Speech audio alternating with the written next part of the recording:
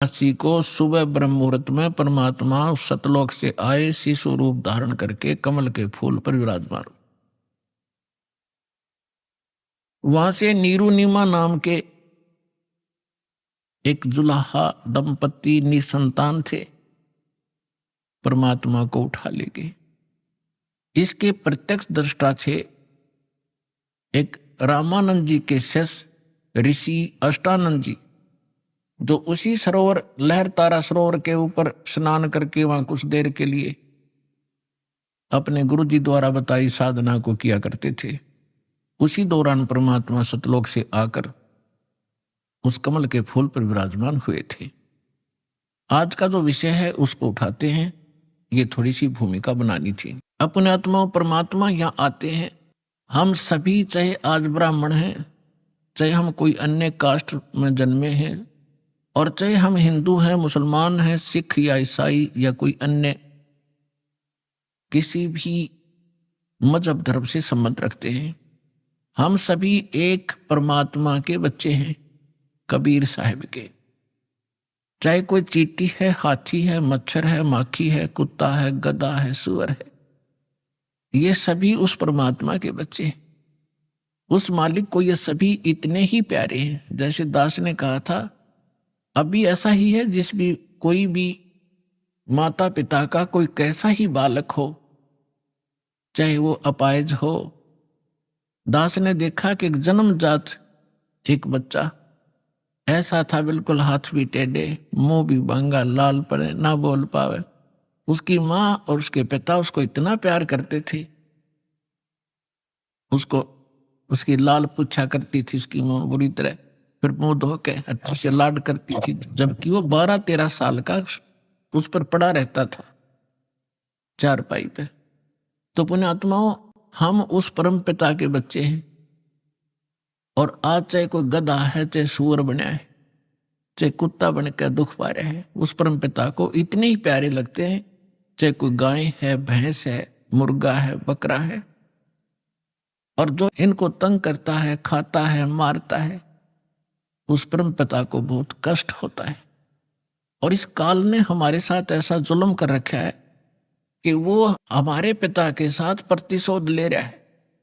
इस निकम्मे ने गलती तक खुद करी वहां, जब इतना वहां सुख सथल था, कोई कमी काहे की थी नहीं।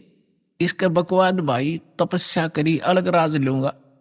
बता, चाहे 100 ब्रह्मांड ले ले, एक चारपाई पर सोना है, चाहे 20 कमरे की कोठी बना ले, एक चारपाई पर एक कमरे में एक कोण में पड़ा रहना है जीव ने। बाकी बकवाद किस लिए? ये इस जैसी ही वृत्ति हमारी होगी। और फिर जब इसने उस लड़की के साथ दुर्व्यवहार किया, गलती आप करी, परमात्मा ने निकाल दिया तो उसका दुश्मन बन गया। अब हम आगे गलती से उस परम पिता के बच्चे इस काल के जाल में, अब इसने प्रतिशोध ले रखे हैं। आप देख लो, जब कोई जीव सुखी हो, सारी ऐसी मर्यादाएं बना दी, जैसे घर में देख लो, घर घर में महाभारत रोज होती है। ऐसा संयोग बना रखा कि जैसे सास तो होगी 50 वर्ष की और बहू होगी 18 और 20 वर्ष की।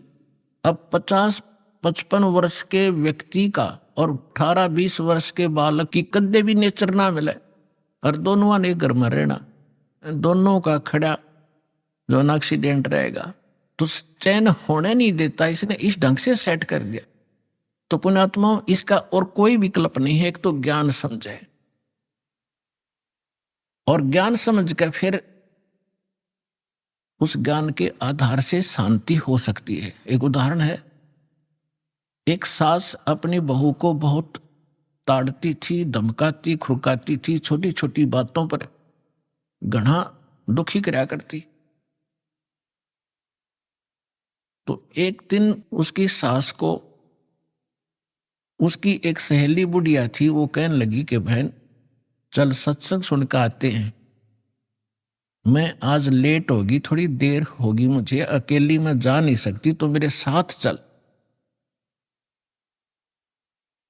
वो कभी सत्संग के वो नाम से बहुत चिढ़ा करती, लेकिन उस दिन अपनी सहेली के कारण वो ना नहीं कर सकी, चल तेरे साथ चल पड़ती हूँ, मैं पसंद नहीं करती इन सत्संग ने।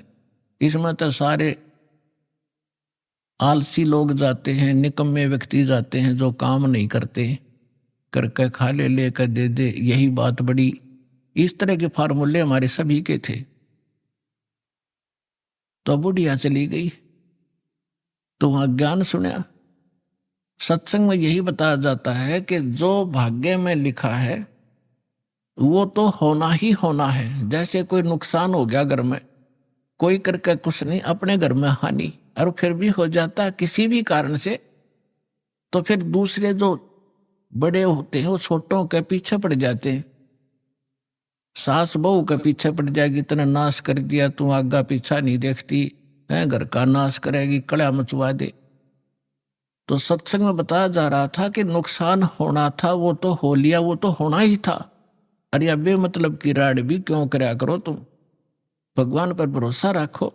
हो गया, ना जाने के कर टूटना था, थोड़े में टल गई। और पुण्यात्माओं, साबुन और जल का स्वभाव है कपड़े का मैल अवश्य उतारेगा जब उसके संपर्क में आ गया, और प्रयोग करने वाला ठीक सा आदमी होगा, जानकार। तो सत्संग में आने से अवश्य आत्मा में चोट लग गए।